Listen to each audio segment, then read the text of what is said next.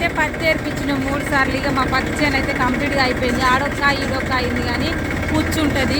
ఇక ఇప్పుడే పుచ్చు ఉంది అసలు. ఇగో మా పత్తి మూటలు అయితే ఇంటికి వేసుకోబోతున్నాము.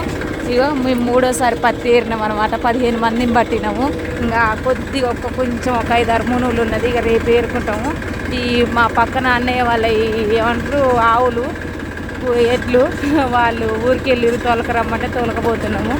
మేమైతే 3వసారి పత్తి ఏర్పించుకున్నాం. మా పత్తి పంట అయితే అయిపోయింది, లూడిపోయినట్టే.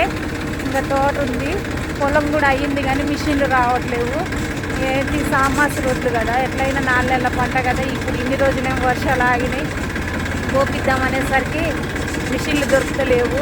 పొలం అయితే ఎండబెట్టినాం, తడి తప్పినాం అంటాం కదా, అట్లా. ఇక సార్ అయితే ట్రాక్టర్ దొరుకుతుండు. ట్రాక్టర్ పైన మా పంటని ఇంటికి తీసుకుపోతున్నాం 3వసారి. మీరందరూ కూడా ఏమేమి పనులు చేస్తారో కామెంట్ సెక్షన్లో కామెంట్ చేయండి. చాలా రోజుల తర్వాత నేను వీడియో తీస్తున్నా. ప్లీజ్ మీరందరూ కూడా సపోర్ట్ చేయండి. ప్లీజ్ అండి, మీరందరూ కూడా మా ఛానల్కి సపోర్ట్ చేయండి. చెరువు కింద పొలాలన్నీ ఆరబెడుతురు. ఒక్క మిషన్ రాలే. ఇటు సైడ్ ఒక్క మిషన్ వచ్చినా కూడా ఇక పొలాలన్నీ కూడా దిగుతాయి. ఇంకా ఏమంటారు, యాసంగి నారు పోయాలి, మిర్చి తోట పాటు చేయాలి, మళ్ళీ యాసంగి పొలం నాటు పెట్టుకోవాలి. ఇప్పుడు ఆనకాలం పొలం కోసుకొని ఓట్లు ఎండబెట్టుకొని ఓట్లు అమ్ముకుంటే రైతు పంట చేతికొస్తే మాత్రం ఫుల్ హ్యాపీ. ఇక చెరువు కింద పొలాలు అన్నిట్లే ఉన్నాయి, ఒక్క పొలం కూడా దిగలేదు.